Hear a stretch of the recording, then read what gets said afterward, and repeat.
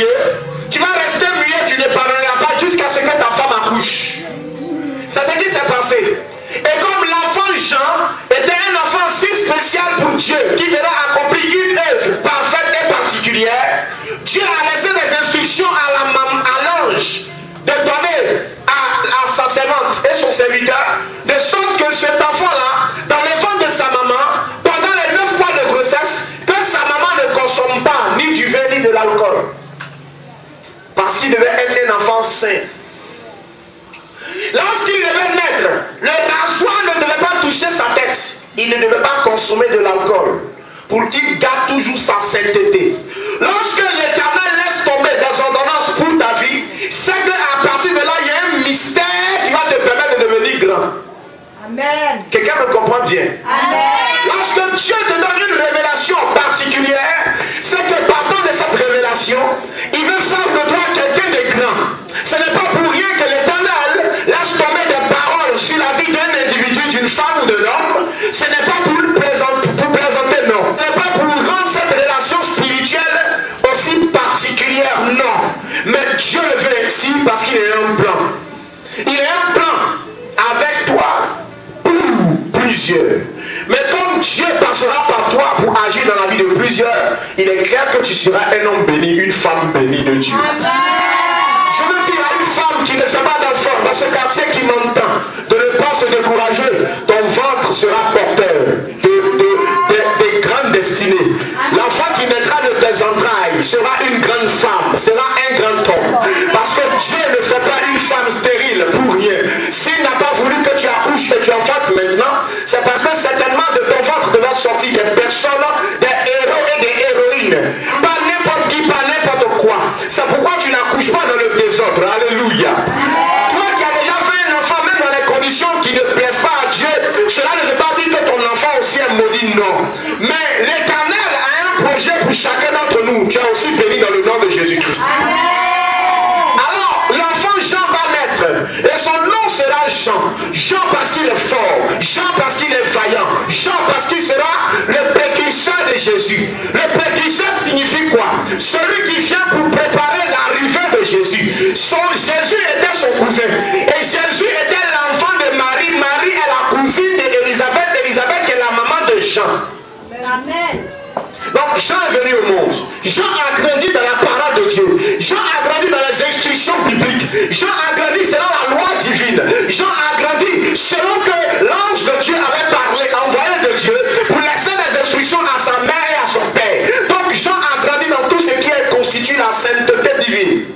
Alors comment cet enfant ne peut pas être appelé par Dieu pour réaliser des grandes choses? Alors Jean était quelqu'un qui était venu pour prêcher l'évangile de Dieu, pour annoncer la parole de Dieu, pour présenter le sauveur, le Emmanuel. Imaginez-vous, quelqu'un qui vient pour sauver l'humanité, qui n'est pas annoncé, c'est que c'est n'importe qui. Je veux te dire ce matin, tu n'es pas encore devenu riche, tu n'es pas encore réussi dans ta vie, tu n'es pas encore marié. Si déjà les gens parlent de toi dans leur maison, c'est parce qu'ils sont en train d'annoncer que tu es un roi, tu es une reine.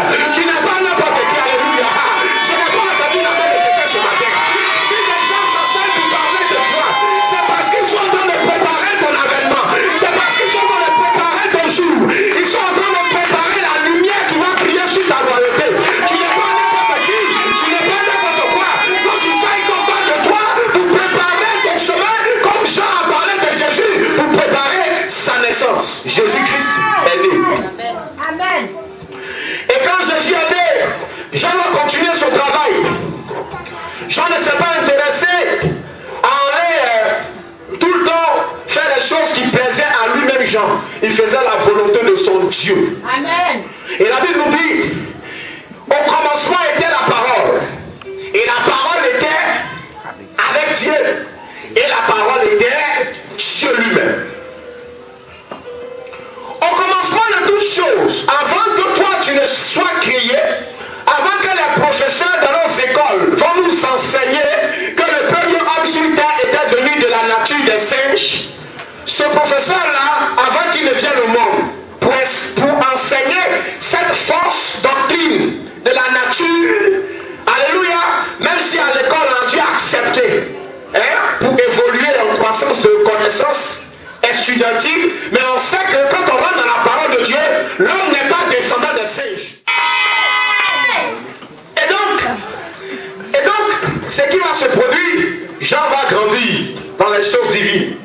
Jean va commencer à prêcher la parole. Et dans la parole qu'il prêche de Dieu, Jean insiste sur ce qu'est la lumière. Le texte que nous venons de lire nous relate ceci pour dire, au commencement était la lumière, la parole de Dieu, et la parole était avec Dieu, et la parole était Dieu. Maintenant, regardez cette similitude. Elle était au commencement avec Dieu. Toutes les choses qui ont été faites par elle ont été faites par elle, et rien de ce qui a été fait n'a été fait sans elle. Tout ce que vous voyez sur la terre, il y a des gens qui disent et qui prêchent que le monde entier a été créé par un système qu'on appelle le Big Bang, une explosion. Et ils te font une démonstration. Quand toi-même tu écoutes, si tu ne fais pas attention, tu risques de croire à ça. Donc ça veut dire qu'il n'y a pas quelqu'un qui a créé. C'est une insulte à la personne de Dieu. C'est une insulte à la personne, à l'intelligence de notre Dieu qui est son esprit. Alléluia. Amen. Tout ce qui est né de ce qu'on appelle le Big Bang. Gloire à Dieu. Amen. Il y a plusieurs religions qui expliquent des phénomènes de la création ou de la créativité. Ça n'a rien à voir avec ce qui s'est passé. Si tu veux connaître la vérité de comment le monde a été créé par la Bible, va dans le livre de la Genèse, tu sauras ce qui s'est passé. Il y a quelqu'un qui n'existe pas, mais il est existence. Il fait exister ce qui n'existe pas. Ça veut dire quoi? Dieu n'a pas papa, il n'a pas maman. On ne sait pas tout. Comment il est né, il est venu. Il est là, point, c'est tout. Et je crois à ça. Pourquoi? Parce que lorsque mon père m'a jeté de l'immeuble au 2e étage en 1999, je devais être opéré du bras, de l'avant-bras gauche, 2 opérations. Je n'ai fait aucune opération, c'est le nom de ce Dieu qui m'a guéri miraculeusement. Donc ce Dieu-là, moi je crois qu'il vit, qu'il croit qu'il existe. Amen. Le fétiche de ma grand-mère et de mon grand-père, mon arrière-grand-père, roi de Krenjabo, ne m'a jamais intervenu dans ma vie. Bien que mon père a adoré ce faux Dieu, ce fétiche-là, bien que ma grand-mère a adoré des sons, ces sons ne sont pas intervenus dans ma vie. Alors que j'avais eu un problème, il y a un Dieu qui s'est déplacé pour venir vers moi. Les faux dieux, ils nous poussent à aller vers eux, mais le grand et le vrai Dieu, c'est lui qui se déplace pour venir vers toi. Amen. Celui qui t'aime réellement, c'est pas toi qui vas vers lui, c'est lui qui vient vers toi. Celui qui est capable de te présenter ce qui est bon, ce n'est pas toi qui vas vers lui, c'est lui qui vient vers toi. Si quelqu'un peut reconnaître que tu souffres, ce n'est pas toi qui vas lui demander, mais c'est lui qui vient vers toi parce qu'il reconnaît ta souffrance. Mais comment a-t-il pu reconnaître ta souffrance? C'est parce qu'il y a longtemps il te voit. Ça veut dire qu'il t'aime. Celui qui est capable de te